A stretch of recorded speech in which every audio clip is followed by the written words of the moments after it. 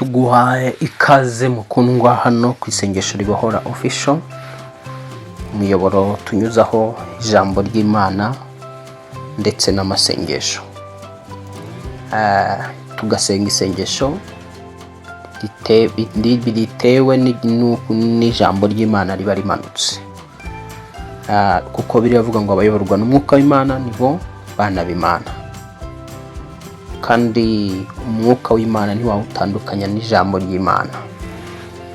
Umwuka w'Imana ugendana n'ijambo ry'Imana, watandukanya umwuka wawe wowe uri kuntega amatwi ngo umwuka wa umuntu awutandukanye n'icyo uvuga. Umwuka w'Imana ugendana n'ijambo, ntiwabitandukanya. Rero Imana nihabwa icyubahiro ko iduhaye umwanya wo kugira ngo tuganire ku ijambo ry'Imana. Hari icyo yakize ku mutima, ishaka kugira ngo ivugane nawe, ivugane n'ubuzima bwawe, ivugane n'imibereho yawe.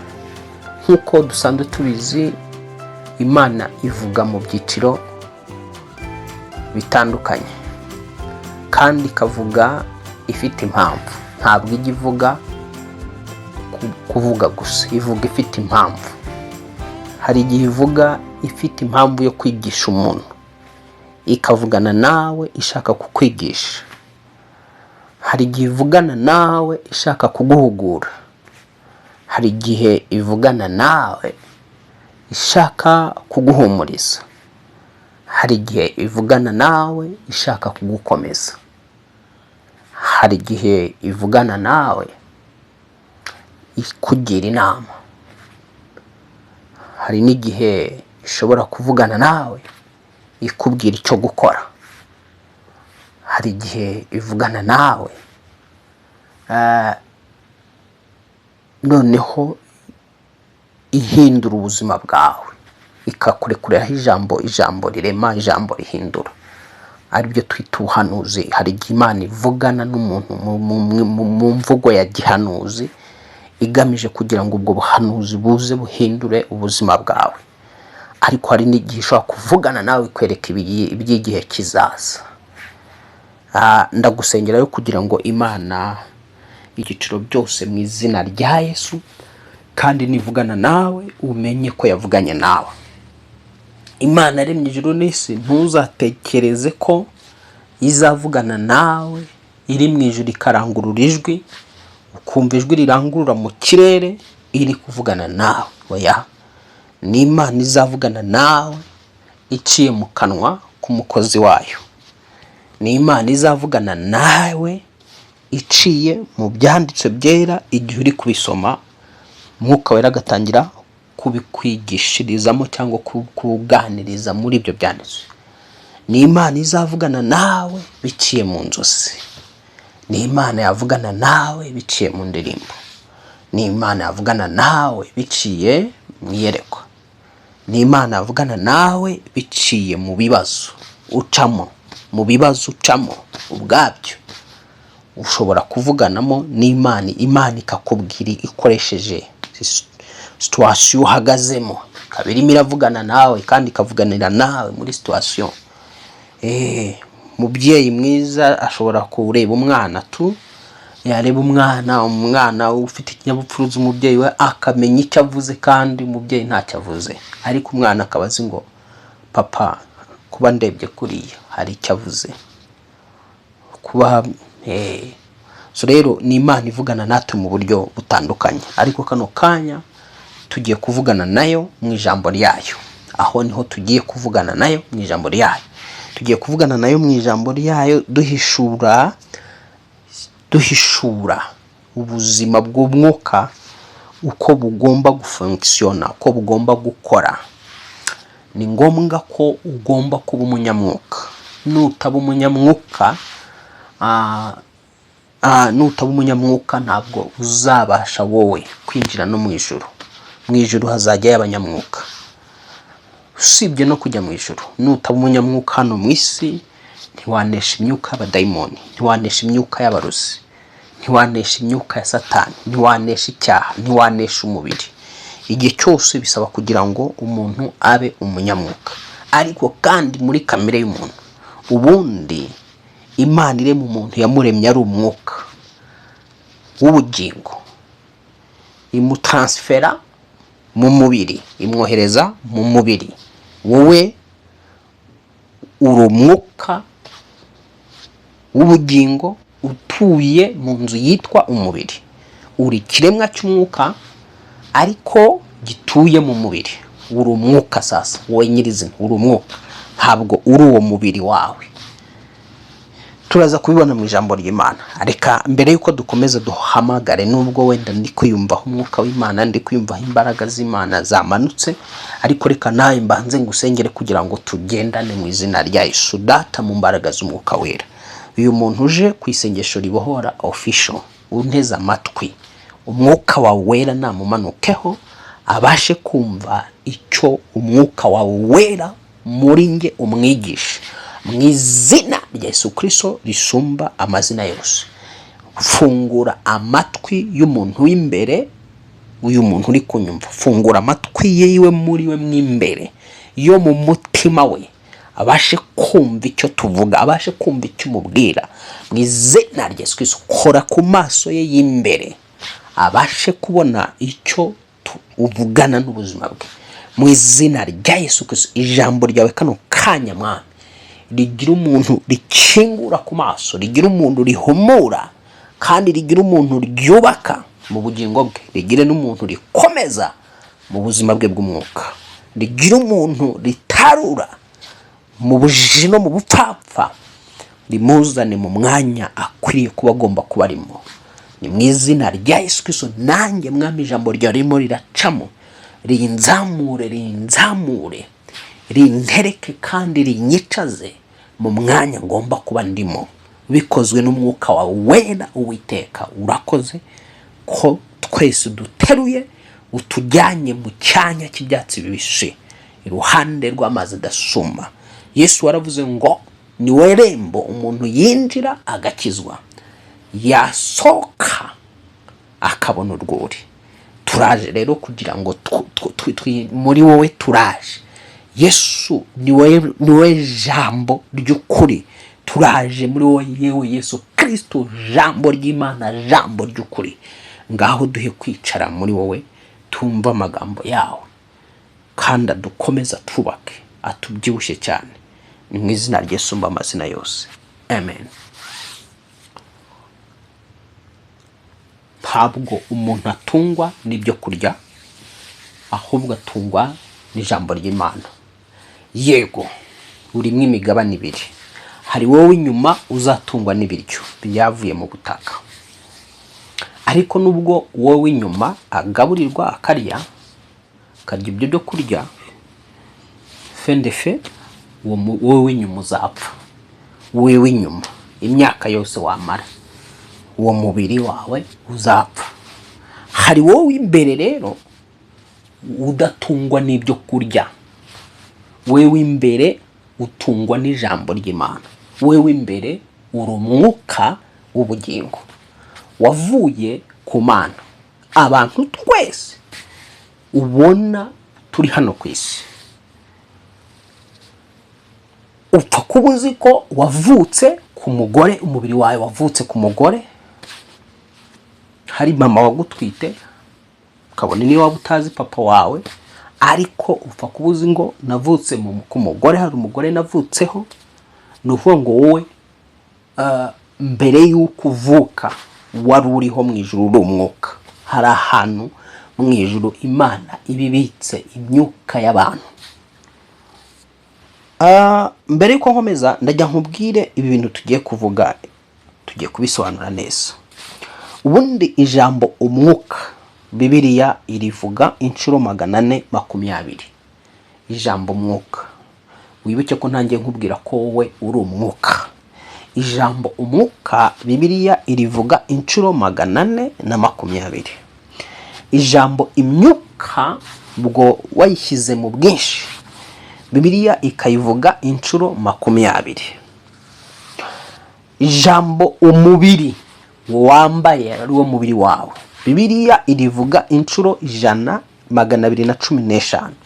Umubiri Bibiliya iwuvugaho ryanditse muri Bibiliya inshuro 215. Ijambo umubiri, ijambo imibiri, noneho umubiri wawushyize mu bwinshi ukavuga imibiri.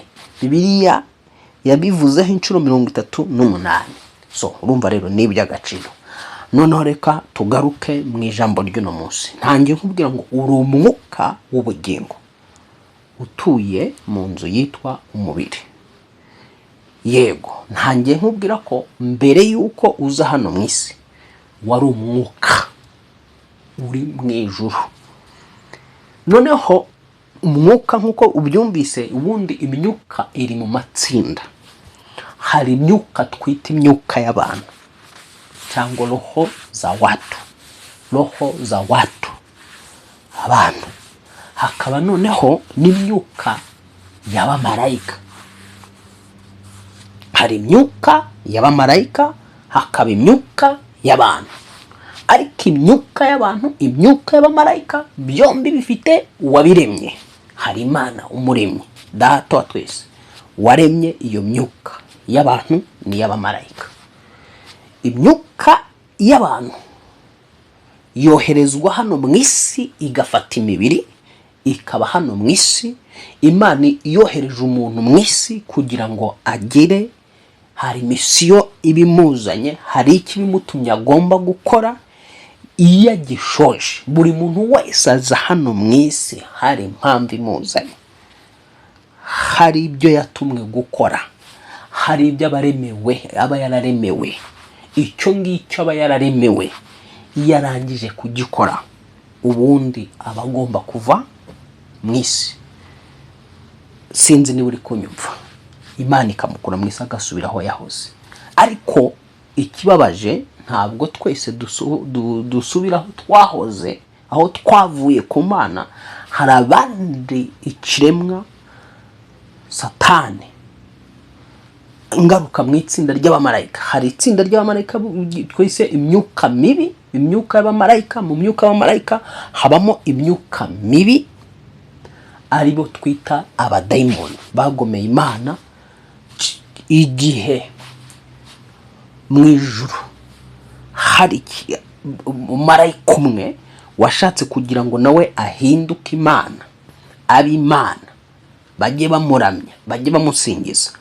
Ashaka kubaka ubwami mu ijuru, nawe ashaka kuba Imana. Muri Ezekiel igice cya 14 uzabisoma, Yesaya 14 aho ngaho harabigaragaza. Yesaya 14 harabigaragaza. Nanone Ezekiel 30:28 naho hakabigaragaza, aho icyo kiremwa cy'umumarayika cyashatse kugira iki, kuba nk'Imana, nacyo bakakiramya, nacyo bakagisenga, kuko cyagize iryo rari ryo kugira ngo kimere nk'Imana. Reka wenda ngusomere icyo cyanditswe, hanyuma turakomeza mu kanya gato. Turakomeza icyo nagambiriye, cy'umwuka wera yagambiriye kuvugana nawe. Uraza kucyumva kugira ngo urushaho gusobanukirwa n'icyo umwuka wera arimo arashaka kuvugana n'ubuzima bwawe kano kanya. Hari ikintu Imana ishaka kuvugana nawe, bamaso cyane wumve. Yesaya igice cya 14 kuva ku murongo wa 12 handitse ngo, wanyenyeri we yo mu ruturuturu, mwana w'umuseke, ko uvuye mu ijuru ukagwa, uwaneshaga amahanga ko baguciye bakakugeza ku butaka. Waribwira guti nzazamuka njye mu ijuru nkuzi intebe yanjye y'ubwami isumba inyenyeri z'Imana, kandi uti nzicara ku musozi w'iteraniro mu ruhande rw'impera y'ikasikazi, nzazamuka ndenge aho ibicu bigarukira, nzaba nk'isumba byose. Urumva ibyo yibwiraga, uyu mumarayika yibwiraga ngo nzazamuka ndenga aho ibicu bigarukira, nzaba nk'isumba byose. Ariko uzamanuka ikuzimu ugere ku ndiba ya rwa rwobo. Iki nicyo kiremwa kiniko kiri kubwirwa. Uyu ni Satani ubwirwa. Yashatse kumera nk'Imana. Mu bitekerezo bye yumva yuko ashobora kuzamuka, akazamura intebe yiwe, akagenda akayishyira hejuru y'intebe y'Imana ndetse n'inyenyeri z'Imana. Hanyuma nawe agahinduka akaba nk'isumba byose. ariko isumba byose kano kanya nyakuri irimo iramubwira ngo uzamanuka, ngo ariko uzamanuka ikuzimu ugere ku ndiba ya rwa rwobo. Aho ngaho ukabona ko mu mwisi y'umwuka n'ubundi nuvuga ngo ikuzimu ni mu rwobo, hari indiba y'urwobo, hari ikuzimu. Urumva Bibiliya irabihishura ko hari urwobo rw'ikuzimu. N'umuririmbyi aririmba ngo mbona urwobo, ngo mbonayo umworera n'urwobo rwakamo umuriro. So nuvuga ngo rero sasa hari isi y'umwijima, twita ikuzimu. Aha niho iki kiremwa cyabwirwaga ngo kizamanurwa gitsindagirweyo muri iyo ndiba y'urwo rwobo rw'ikuzimu. Igihe cyari kibwiye kuzamuka kikubaka intebe yacyo kikayishyira hejuru y'isumba byose, kikamera nk'isumba byose. Hano kihananurwa iyo ngiyo mu ijuru. Tubona rero ko kitahananuwe mu ijuru cyonyine, cyari cyamaze kubona abayoboke kimwe cya gatatu cy'abamarayika bakiyobotse. Na hano mu isi tujya tubona n'umuntu uvuga ibitabapfu, akavuga ibintu bidafite umumaro, abona abafana. Tubona indirimbo z'ibipfayongo zibona abafana, abantu bavuga ibigambo bidafite agaciro, ahubwo ari nabyo abantu bakunda, ari byo abantu bajya inyuma. Ariko amagambo y'ubugingo ukabona abantu ntibashaka kuyumva. Kubera iki badashaka kuyumva? Hari imyuka y'abadayimoni, imyuka turimo turavuga. Nagira ngo utandukanye imyuka y'abantu n'imyuka y'abamarayika. Mu myuka y'abamarayika hari imyuka mibi twita iy'abadayimoni, hakaba n'imyuka myiza twita abamarayika b'umucyo. Noneho sasa iyi myuka mibi y'abamarayika b'umwijima aribo badayimoni, wowe utari umunyamwuka mu ruhande rw'ijuru ntabwo wayinesha. Hano mu isi abanyamwuka bari mu byiciro bibiri. Hari abanyamwuka mu gice cy'iyo myuka mibi y'abadayimoni, bakorana n'iyo myuka y'abadayimoni, bakorana n'izo mbaraga z'umwijima. Akaba ari umunyamwuka muri icyo gice cy'imbaraga z'umwijima. Akaba ari muri uyu mubiri, afite umubiri, ariko kandi ari n'umunyamwuka, afite ukuntu akorana n'indi myuka mu isi y'umwuka. Akaba yakubabaza wowe, akaba yakugirira nabi, akaba yakuboroka, akaba yagufungira imikorere, akaba yakugirira nabi akoresheje ya myuka mibi. Hakaba n'undi munyamwuka mu ruhande rw'Imana. Turaza kureba umuntu ni gute umuntu yaba umunyamwuka mu Mana. Iki cyigisho tuzacyagura kibe kinini cyane, kizagira amapisode. Ni ryari umuntu yaba umunyamwuka mu Mana, ndetse agakorera mu mwuka kugira ngo abashe kunesha ba bandi bakorana na yasi yindi y'iyo myuka mibi. Twatangiye nkwereka ko wowe uri umwuka wavuye mu ijuru. Urambaza uti pasiteri, ibyo uvuga ubikura he? Reka tugende mu itangiriro ubone ko wavuye mu ijuru. Jinsi ulivyo toka mbinguni. Nataka nikusomee jinsi ulivyo toka mbinguni. Reka dusome. Itangiriro 2:7.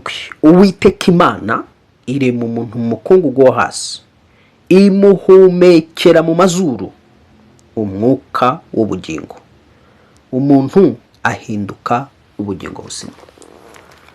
Hano iri jambo ravuga ngo Uwiteka Imana irema umuntu mu mukungugu wo hasi. Uyu mukungugu wo hasi wavuyemo umuntu, tibwira ngo urumva ni umubiri. Umubiri niwo wafunyanzwe mu mukungugu. Noneho umubiri umaze kubumbwa mu mukungugu, Imana izana umwuka w'ubugingo, iwucisha muri cya kibiri cyari kirambaraye aho ngaho kidafite umwuka, kiri aho ngaho igihumekera mu mwuka w'ubugingo. Hanyuma ko kanya wa muntu ahita aba muzima, areguka, arabyuka, aricara, arahagarara. ariko ahagaze bitewe n'iki cya kibiri cyari kirambaraye hasi aho ngaho cyakozwe mu mukungugu, gihagurutse bitewe n'umwuka w'ubugingo ukinjijwemo, noneho cya kintu nacyo cya kibiri nacyo kiba kizima. So nuvuga ngo rero umuntu ni umwuka w'ubugingo winjijwe mu mubiri ucishijwe mu mazuru y'umuntu. Ako ngako urakumvise. Nuvuga ngo rero sasa hanga wambwira uti aha pasiteri ibyo uri kumbwira ni umuntu wa mbere waremwe muri ubwo buryo, ukambaza ngo njyewe ndi umwuka w'ubugingo gute? Uri umwuka w'ubugingo buriya iyo umumama cyangwa umukobwa cyangwa umuhungu, iyo mu isi hari abantu bakoze igikorwa cyo guhura kw'abantu batandukanye ibitsina, umugabo n'umugore cyangwa umukobwa n'umuhungu, igi ry'umukobwa riragenda rigahura n'iki n'intanga y'umugabo. Byamara guhura hari marayika twese udushinzwe, buri muntu wese afite umumarayika umushinzwe, ndavuga wo mu ruhande rw'ijuru. Marayika akagenda agatanga raporo akavuga ngo hariya hari umubiri watangiye guhura, hari umubiri uri hariya muri iriya nda y'uriya mukobwa, hakenewe umuntu. Imana igafata umwuka ikawohereza, ari wowe nyirizina, umwuka w'ubugingo ikawohereza muri wa mubiri w'umuntu, hanyuma umuntu akagenda akurira mu nda ya nyina, ariko ari Imana yamwohereje muri wa mubiri. So uwo muntu rero kugeza igihe avutse agakura, ariko akura ari umwuka w'ubugingo uri mu mubiri. Uravuga iki rero uti ibyo byose reka dukomeze tubisome tubirebe. Itangiriro nanone 6:3, Itangiriro 6:3, igitabo cy'Itangiriro igice cya 6 n'umurongo wa 3. Wowe uri umwuka waje ufata umubiri uza hano mu isi. Uje hano mu isi hari cyari cyakohereje, ari nta kindi cyakohereje, ni Imana yakohereje mu isi kugira ngo usoze umugambi wayo ku buzima bwawe. Waje uri umwuka, ahubwo waje kuganzwa n'umubiri, uhinduka umunyamubiri, kandi wakagombye kubura umunyamwuka. Bantu bahindutse abanyamibiri kandi bari baremwe ari abanyamwuka, bagomba kudomina imibiri yabo, ariko bisanga bahinduwe abanyamubiri bitewe n'ubwami bw'umwijima bwabahinduye gutyo. Itangirira igice cya 6 kuva ku murongo wa 3 haravuga ngo Uwiteka aravuga ati umwuka wanjye ntuzaruhanya n'abantu iteka ryose kuko ari abantu b'umubiri.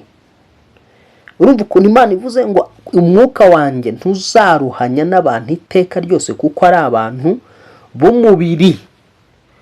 Imana yarabarebaga, yari yabaremye ari abantu bagomba kuba abanyamwuka, yego bakaba bari mu mubiri yabo, bari mu mubiri ariko ari abanyamwuka. Umubiri utabategeka, umuntu aba umunyamubiri igihe umubiri umudomina, umukoresha buri kimwe cyose, kandi agahora yita ku by'umubiri kuruta uko yita ku muntu we w'imbere. Uwo niwe twita umunyamubiri. None rero ikomeje ugasoma mu Itangiriro igice cya 6 umurongo wa 12 hakavuga ngo Imana ireba isi ibona yuko yononekaye, kuko abafite umubiri bose bari bononnye ingeso zabo mu isi. Wumvise ngo kuko abafite umubiri, wowe uri umuntu ufite umubiri, wowe ufite umubiri urinde rero uri umwuka w'ubugingo. Wowe ufite umubiri urinde uri umwuka w'ubugingo. So wakagombye kuba rero umunyamwuka udomina uwo mubiri, utegeka umubiri wawe, kugira ngo rero ube umunyamwuka nyakuri, ugume mu mwanya wawe wo kuba umunyamwuka. Bigusaba kwita ku by'umwuka cyane, bigusaba kugaburira umwuka cyane. Wowe umwuka usabwa kugaburira. Wamara kugaburira wowe umwuka, tugaburira wowe umwuka, wowe umwuka uzagaburirwa ryari? Ugaburirwa ijambo ry'Imana, ijambo ry'ubuzima, ijambo rituruka ku Mana. Wumva ijambo ry'Imana, ugasoma ijambo ry'Imana, ukumva ijambo, uba urimo uragaburira wowe umwuka. none rero sasa uko wowe umwuka ugaburirwa Imana niko ukomera, wambara imbaraga. Ariko kandi ntibigarukira kugira gute, ntabwo bigarukira kukumva ijambo gusa, bigendana nanone no gusenga wowe umwuka, kugira ngo ugire imbaraga, ubu umunyamwuka udomine no mubiri.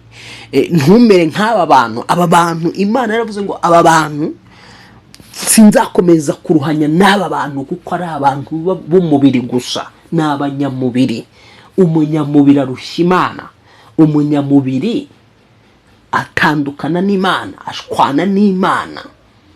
Umunyamubiri Satani aramwigarurira akamudomina.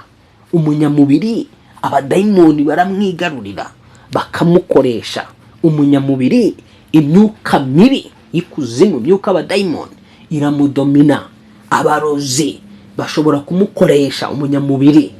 Umunyamubiri iyo yatatswe n'imyuka iramunesha. Nuvuga ngo rero umunyamubiri yonona ingeso ze. Wumvise ko ijambo ryavuze ryakomeje ngo ngo Imana ireba isi ibona yuko yononekaye, kuko abafite umubiri bose bononye ingeso zabo mu isi. Abafite umubiri bose bononye ingeso zabo mu isi. Urumva ko hari abantu bafite imibiri. Abantu bafite umubiri ni za roho z'abantu, ni umwuka w'umuntu. Yani wowe mwuka, wowe unyumva, wowe mwuka w'umuntu ufite uwo mubiri wawe. Uwo mubiri ntugomba kukudomina.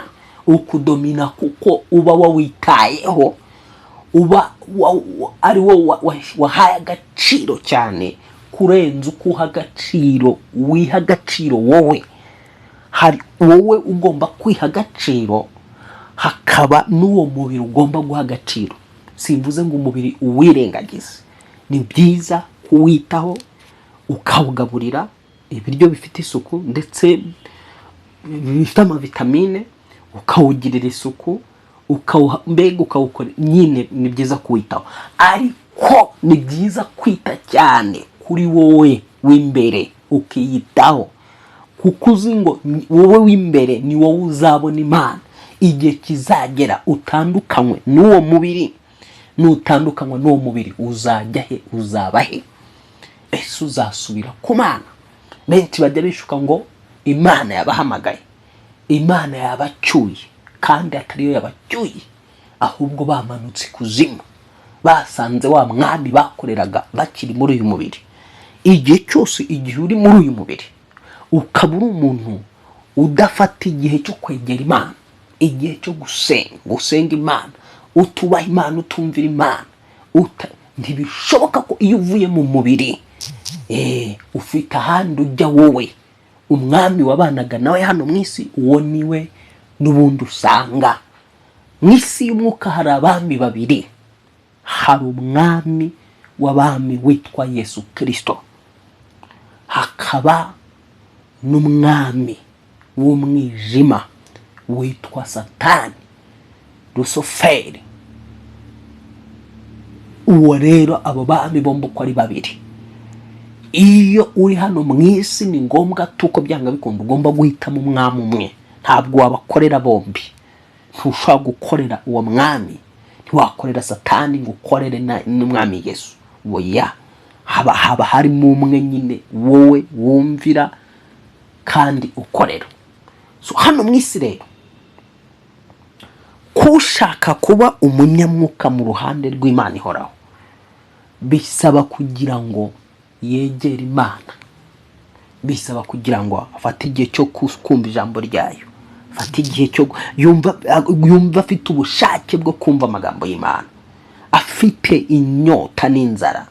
Nk'uko umubiri wawe uba wumva ushaka ibiryo, igihe kikagera ukumva urasonje, urashaka kurya, urashaka kunywa amazi, uko niko n'umuntu w'imbere ufite ubuzima nyabuzima, igihe kigera w'umunyamwuka akumva arimo arashaka kumva ijambo ry'Imana, akumva arashaka kwegera Imana, akaririmba ati Mana makanya nze nkwegere, kuko icyo isi tuzi umwijima, icyo nyine ni ukukwegera kugira ngo numve ijambo ryawe, kuko arabizi uwo muntu w'umwuka ari we wavuye ku Mana atungwa n'ijambo riva mu ijuru, atungwa n'amagambo ava ku Mana.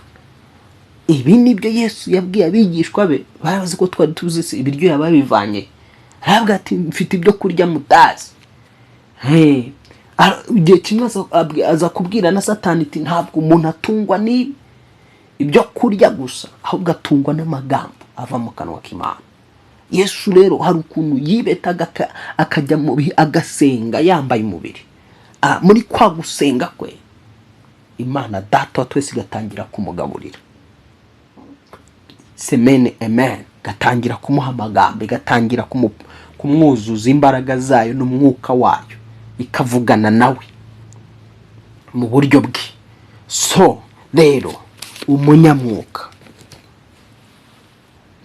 ni abantu babiri, abanyamwuka benshi ni babiri. Hari umunyamwuka mu gice cya Satani, mu gice cy'abazimu n'abadayimoni, mu gice cy'imyuka mibi. Y'abapfumu ni abanyamwuka mu ruhande rw'imyuka y'abadayimoni, mu ruhande rwa Satani. Hakaba n'umunyamwuka mu ruhande rw'Imana ihoraho. Abarozi ni abanyamwuka mu ruhande rw'ikuzimu, mu ruhande rwa Satani. Abasenga Imana by'ukuri ni abanyamwuka mu ruhande rw'Imana nyamana, Imana nyakuri. Noneho rero sasa, kugira ngo ube umunyamwuka rero w'umunyembaraga, nizere ko amaze kumva kuri umunyamwuka, kugira ngo ubwo ube umunyamwuka w'umunyembaraga, icyo usabwa ni ukumva ijambo ry'Imana, ukuzajya ufata igihe cyo kumva ijambo ry'Imana, ugasoma ijambo ry'Imana, ugafata umwanya wo gusenga. Ibyo bituma wowe w'imbere uba urimo uriyubaka, uba urimo urubaka imitsi, ukomeza imitsi y'umuntu w'umwuka, uba urimo urubaka kwa kundi ubona abita ku mibiri yabo bubaka imibiri yabo, ugasanga afite ibinyama, afite imbaraga, cyangwa se bitewe n'imyitozo ngororamubiri akora. Uko niko iyo usenga ukumva ijambo ry'Imana, uba urimo urubaka umuntu w'imbere. So hari ibigeragezo rero nanone Imana icishamwe abantu, ariko ari ibigeragezo irimo irabacura, irimo irabubaka biciye mu bigeragezo, kuko rimwe na rimwe nanone Imana ishaka kubaka umuntu wayo ngo ikomeze we w'imbere, imucisha mu bigeragezo, imucisha mu ntambara zitandukanye zikomeye. Noneho kandi abantu nk'abo bacishwa mu ntambara zikomeye mu isi y'umwuka, Imana ibabona ko ari abantu bakomeye. Imana ibabona yuko bashobora kuvamwa abakomeye no mu buryo bw'umubiri, ahubwo nuko Satani hari abo aca intege akabumvisha ko baba bari guca mu ntambara zikomeye badashobora kuba bakomeye mu buryo bw'umubiri. No, uca mu bikomeye kuko Imana iba yiteguye kugira ngo iguhindure ukomeye no mu buryo bw'umubiri. Rero ibirimo irubaka ubuzima bwawe bw'umwuka yifashishije ibyo bigeragezo n'izo ntambara ubucamo. Yes, uko niko Imana ikora, kuko ubwayo mu ijambo ryayo iravuga ngo umucuzi avugutira umuriro w'amakara agakuramo icyuma akoresha umurimo we, ngo kandi murimbuzi namuremeye kurimbura. Urumva ukuntu iryo jambo ritangira rivuga ngo umucuzi avugutira umuriro w'amakara agakuramo icyuma akoresha umurimo we. Ibi byose dukoresha biba byarabanje gushongeshwa bigacishwa mu muriro. Hari abacuzi ba gakondo, ariko hari n'abacuzi b'abandi noneho bo muri iki gihe cy'ikoranabuhanga ryacu ry'iki gihe cya none, aho hari ibyuma bifatwa bigashongeshwa bigacishwa mu ruganda, amabuye agashongeshwa agacishwa mu ruganda, akavamo telefone, akavamo ibi byose tubona biba byabanje gushongeshwa bigacishwa mu ruganda. Noneho byamara gucishwa mu ruganda bikavamo ari ibintu bibengerana byiza cyane, ubona bishyirwa ku isoko tukabigura amafaranga menshi. Nuvuga ngo rero niko nawe Imana iyo ishaka kukubaka no kugukomeza, ndavugana n'umunyamwuka mu ruhande rw'Imana, igucisha mu ruganda rw'ibigeragezo, igucisha mu ruganda rw'intambara zitandukanye, intambara ziba zitagamije kukwica, intambara ahubwo zigamije kukubaka wowe mu mwuka, kugira ngo ugire imbaraga, ugire imitsi yo mu mwuka, ubashe guhangana n'imyuka y'ikuzimu n'imyuka y'abadayimoni, ubashe kumenya uburyo basenya abazimu, bakubita abadayimoni, bayirukana imyuka, bagira ubashe mbega ibigamije kugira ngo ikubake. Iyi Mana yaremye ijuru n'isi, kwambika imbaraga z'umutima, igucure mu mwuka, hanyuma numara kubucuzwe koko winjire mu masezerano yawe. Imana amahoro iguhe umugisha. Hinduka umunyamwuka mu ruhande rw'Imana. Shaka kuba umunyamwuka nyakuri mu ruhande rw'Imana. Tuzakomeza kuko ntabwo hariho episode ya 2 iyo tuzakomeza kuvuga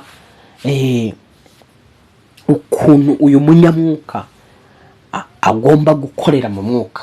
Ariko kandi mbere y'ibindi byose umenye ngo ndi umunyamwuka, ahubwo ndi umunyamwuka mu kihe gice. Nuzajya ubona n'abahanura n'abakora ibikindi byo n'abakora ibitangazo, ujye ubanza wibaza sawa ni umunyamwuka se ni umunyamwuka ari suruse y'ibyo ari gukora, ari kubikomora he? Ni umunyamwuka mu ruhande rw'Imana ihoraho.